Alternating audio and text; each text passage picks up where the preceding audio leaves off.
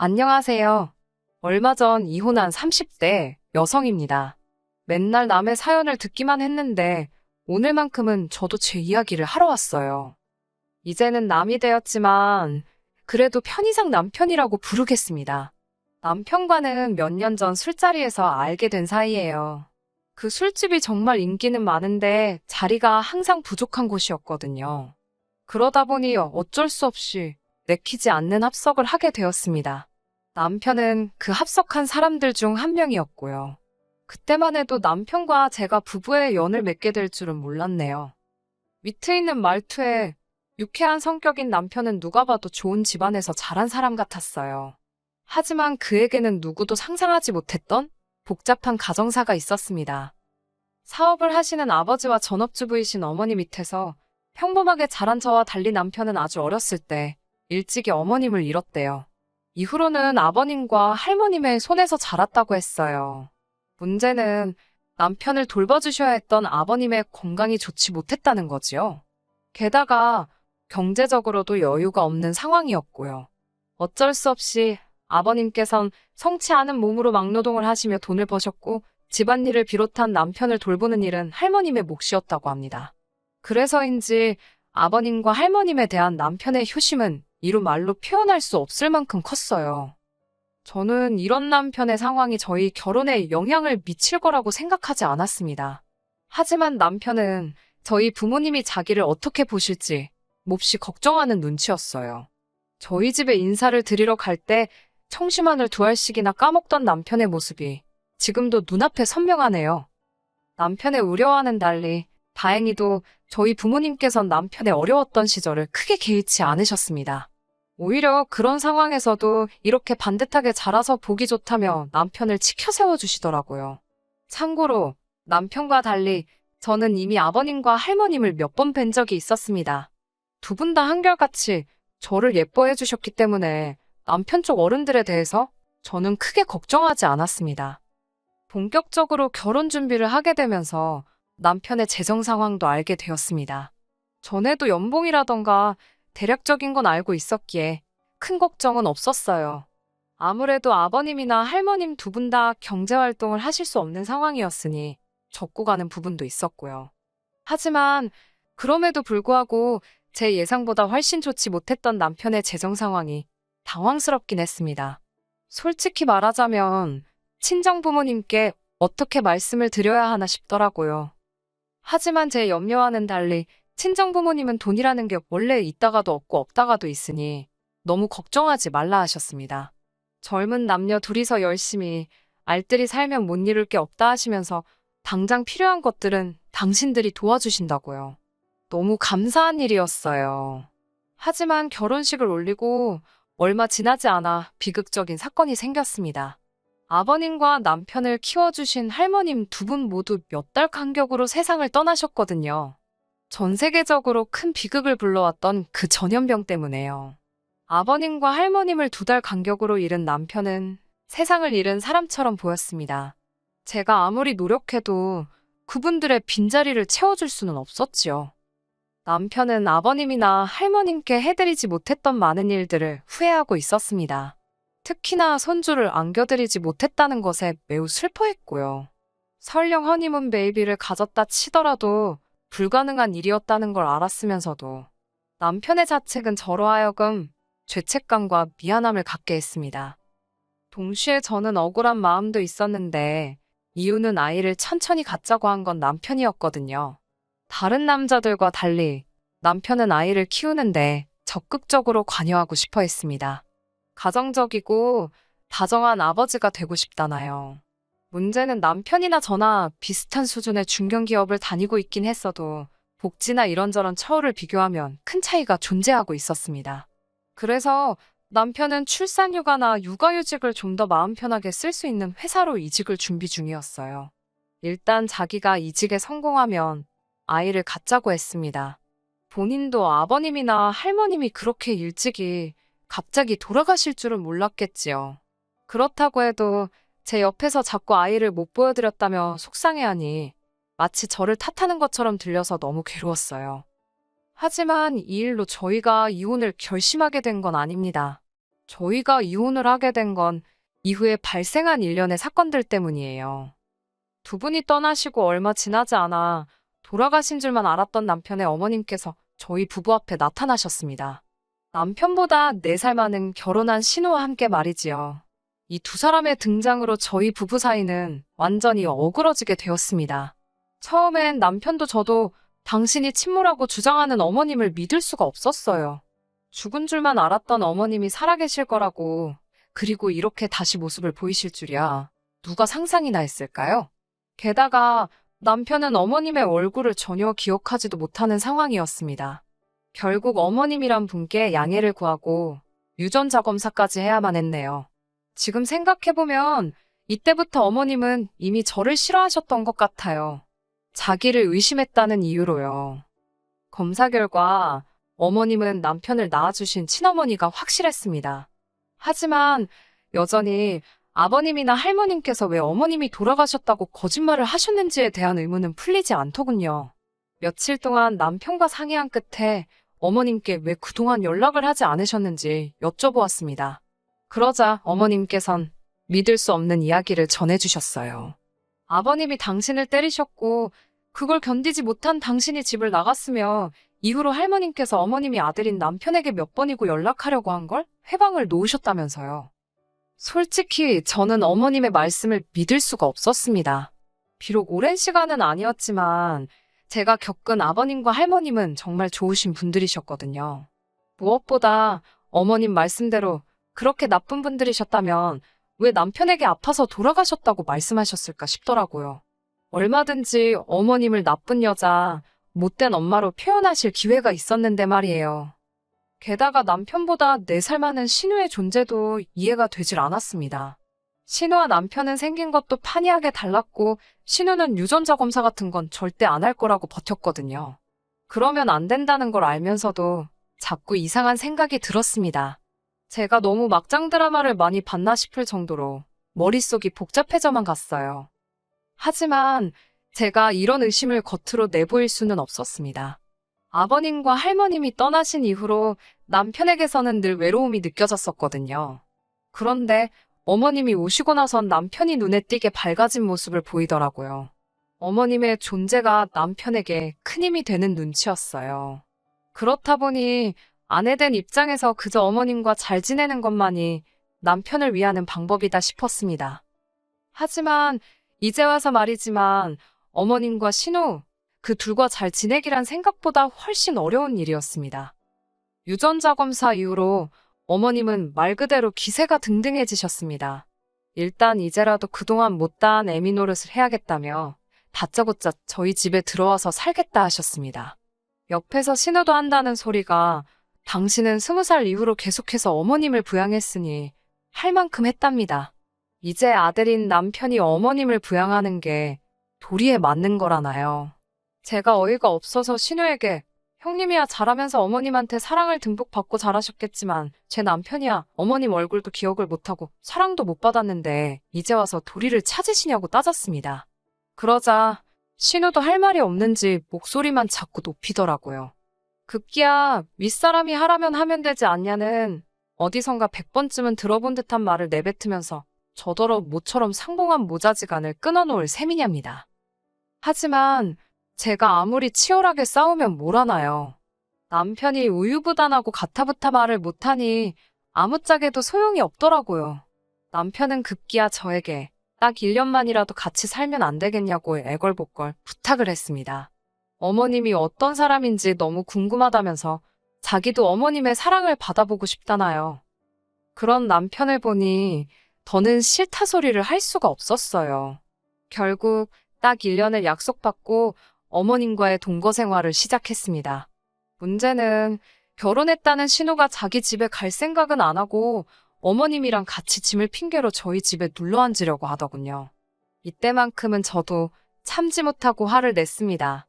결혼도 했다면서 왜 집에 안 가고 우리 집에 눌러 앉으려는 거냐고 따지고 들었지요. 남편이 어렵게 털어놓은 이야기는 황당했습니다. 신우가 아이를 못 낳아서 쫓겨난 상황이었다네요. 요즘 같은 시대에 아이를 못 낳아서 쫓겨난다니. 같은 여자로서 안쓰러운 마음은 분명히 있었지만 어머님뿐만 아니라 신우까지 같이 데리고 살 수는 없었습니다. 결국 신우도 제 기세에 눌렸는지 저희 집에서 멀지 않은 곳에 위치한 고시원으로 들어가더라고요. 고시원에 있다는 사실도 한참 후에 알게 되었어요. 어머님과 함께 사는 건 생각보다 훨씬 어려운 일이었습니다. 어머님은 그동안 못다한 애미 노릇이라는 명분으로 5만 가지에 다 간섭을 하셨거든요. 심지어 남편이 메고 나가는 넥타이 색깔까지도 신경을 쓰셨습니다. 현관에서 남편을 배웅하는데 어머님이 저와 남편 사이에 서서는 넥타이를 다시 가져오라 하시고 손수 남편 머리를 만져주셨습니다. 신혼생활에서 제가 소소하게나마 즐기던 것들을 당신이 다 하려고 드셨지요. 이걸 어떻게 받아들여야 하는 건지 감이 안 오더라고요. 무엇보다도 남편이 어머님의 그런 행동들을 즐거워하는 눈치였습니다. 그러니 제가 서 있을 곳이 하루가 다르게 줄어드는 느낌이었어요. 그런 어머님과의 동거 생활로 한껏 지쳐가던 올해 봄이었습니다. 몸이 영 좋지 않았는데 짐작가는 바가 있어 임신 테스트를 해보게 되었네요. 그리고 제가 아이를 가졌다는 사실을 알게 되었습니다. 솔직히 말하면 기쁨과 떨떠름한 마음이 반반이었어요. 저는 일단 남편에게 제 임신 소식을 따로 알렸습니다. 남편은 제 예상보다도 더 기뻐해 주더라고요. 아버님과 할머님께 못한 효도를 이제라도 할 수 있게 되었다면서 저더러 너무 고맙다 했습니다. 하지만 어머님의 반응은 지금 다시 떠올려도 정말이지 큰 상처로 남아 있습니다. 어머님은 일단 소위 밥상머리에서 남편이 재수없게 아버님과 할머님 이야기를 꺼냈다며 노골적으로 기분 나쁜 티를 내셨습니다. 사실 어머님은 돌아가신 아버님과 할머님을 대놓고 미워하고 싫어하셨어요. 반면에 남편은 자신을 키워주신 분들이고 그분들께 큰 사랑을 받았기 때문에 그런 어머님의 반응을 받아들이지 못했지요. 어머님이 그런 반응을 보이실 때마다 이러지도 저러지도 못하는 남편을 보면 참 안쓰러웠습니다. 남편은 어머님과 정말 잘 지내고 싶어 했거든요. 마치 돌아가신 아버님과 할머님이 자기를 가엾게 여겨 어머님을 보내주신 것 같다면서요. 제가 보기엔 말도 안 되는 소리였지만요. 결국 어머님께 축하한다는 말 한마디 제대로 듣지 못했습니다. 처음부터 큰 기대가 없었기에 실망도 없을 줄 알았어요. 하지만 생각보다 훨씬 마음이 아프더라고요. 게다가 며칠 뒤 신우로부터 연락을 받았습니다. 신우는 날카로운 목소리로 애를 가졌냐고 묻더라고요.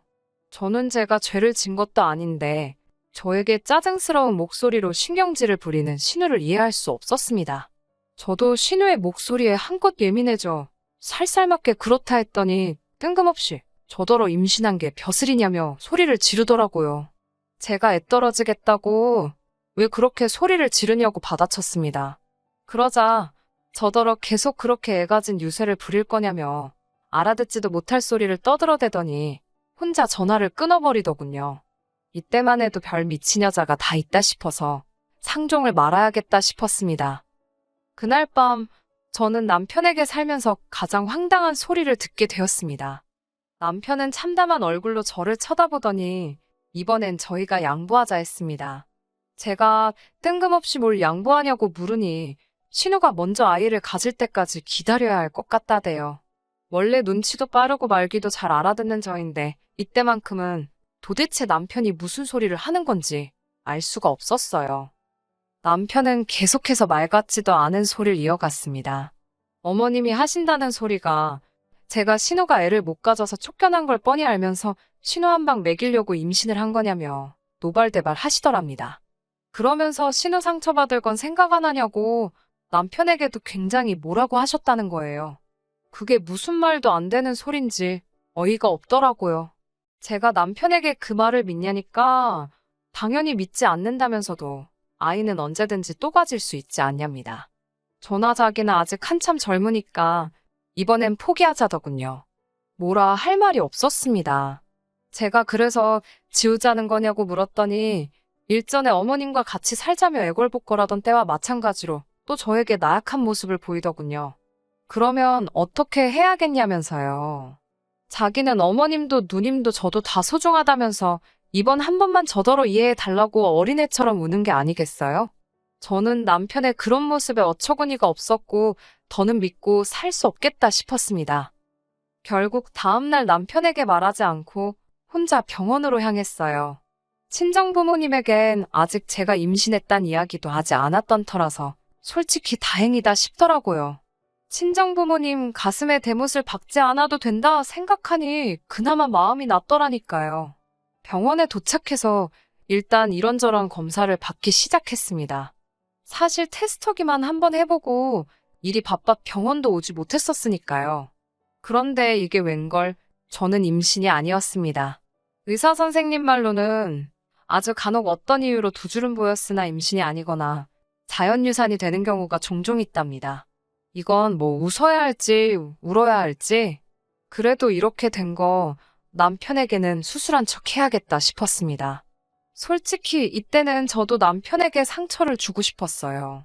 남편은 저더러 어딜 다녀왔냐 물었고 저는 최대한 피곤하고 힘든 모습을 보이며 당신이 원하는 대로 했다고 했습니다. 그러자 남편은 제가 임신했을 때보다 더 반가운 표정으로 정말 저 같은 여자는 세상에 없답니다. 소름이 끼치더라고요. 어머님이라고 별반 다를 바가 없었습니다. 당분간 당신 딸에게 시간을 주잡니다. 일단 신우만 임신하고 나면 제가 하고 싶은 대로 하라나요. 제가 어머님을 바라보며 그런데 집에서 쫓겨난 주제에 무슨 수로 임신을 하냐고 물으니 어머님이 허를 찔린 듯한 표정으로 절 바라보셨습니다. 제가 아무 남자나 붙잡고 그걸 할 것도 아니고 혼자서 무슨 수로 애를 갖냐고요. 못 갖는 게 정상 아니냐고. 그리고 전부터 궁금하던 건데 왜 신우만 데리고 나가셨냐고 물었습니다. 혹시 남편이랑 신우랑 배다른 남매인데 다아버님 자식이라고 거짓말해서 키우시다 들킨 거 아니냐고 따져댔지요. 지금 생각해보면 저도 할 말 못할 말 안 가리고 마구잡이로 했네요. 어머님은 뭐라고 제대로 대꾸도 못하시곤 오로지 욕만 하고 계셨습니다. 저더러 네가 뭘 아냐면서 함부로 떠들어대냐고요. 남편도 그제서야 설마 하는 표정으로 어머님을 보더라고요. 정말 그런 생각을 한 번도 안 해봤나 싶어서 제가 더 어이가 없었습니다. 어디 막장 드라마에서나 볼 법한 대화가 오가고서 저는 모든 것에 환멸을 느꼈고 결국 남편에게 헤어지자 했습니다.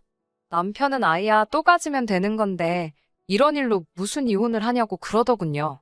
저는 남편에게 처음부터 당신 애를 가진 적도 없었고 앞으로 가질 생각도 없다고 했습니다. 그토록 사랑하는 시어머니랑 신우랑 알콩달콩 오순도순 살아보라고 없는 추억 쥐어짜내가면서라고 소리를 질렀지요. 그러자 어머님께선 저더러 말 잘했다며 당장 이 집에서 나가랍니다. 어이가 없더라고요. 제 집에서 제가 왜 나가냐고 어머님이랑 남편이 나가시라 소리를 쳤더니 어머님이 순간 벙찐 표정으로 절 바라보셨습니다. 남편이 그래도 이렇게 내쫓으면 안 되는 거라고 그럼 자기들은 어딜 가냐고 자기만 나갈 테니 어머님은 재워달라는 헛소리를 하더군요. 눈물 나는 효심에 어처구니가 없었지요. 그 와중에 어머님은 이 집이 남편 집이 아니냐면서 황당한 표정을 지어 보이셨습니다. 그러더니 제 애비나 똑같다며 개털이냐며 전에는 보인 적 없던 눈초리로 남편을 째려보셨습니다. 남편이 절 포기하고 대신 잡은 어머님이란 동아줄은 말 그대로 썩은 동아줄이나 다름없었지요. 결론부터 말씀드리자면 저는 저대로 남편과 이혼을 했습니다. 남편은 저까지 자기를 버리면 자기는 어떻게 사냐며 거의 제 바짓가랑이를 붙잡고 늘어졌다 표현해도 될 만큼 저에게 매달렸어요. 하지만 남편이 불쌍한 것과는 별개로 도저히 더 이상 부부로 살 수 없겠더라고요. 그에겐 제가 넘버원도 아니었고 앞으로도 언제든지 다른 사람이나 다른 것들과 대체될 수 있다고 생각하니 더 이상 남편 곁에 머물고 싶지 않았습니다. 이후로 들리는 소문에 의하면 어머님은 또다시 신우만 데리고 야반도주를 하듯 남편을 떠났답니다. 들은 바로는 두 사람이 남편 신용카드도 들고 도망가서는 한동안 마음대로 썼다나 봐요. 글을 적는 지금도 한심해서 한숨만 나오네요. 제 신부가 고약한 건지 어쩐 건지는 몰라도 헤어진 전 남편에게 잘 살아라, 행복해라 같은 덕담은 못하겠습니다. 그냥 앞으로 제 눈에는 안 띄었으면 좋겠네요. 어머님이나 신우도 마찬가지고요. 각자 신경 끄고 살자고요. 제발. 끝까지 들어주셔서 감사합니다. 오늘의 사연은 여기까지입니다. 구독과 좋아요, 알람 설정 부탁드리고 더 좋은 사연으로 다시 찾아뵙겠습니다. 감사합니다.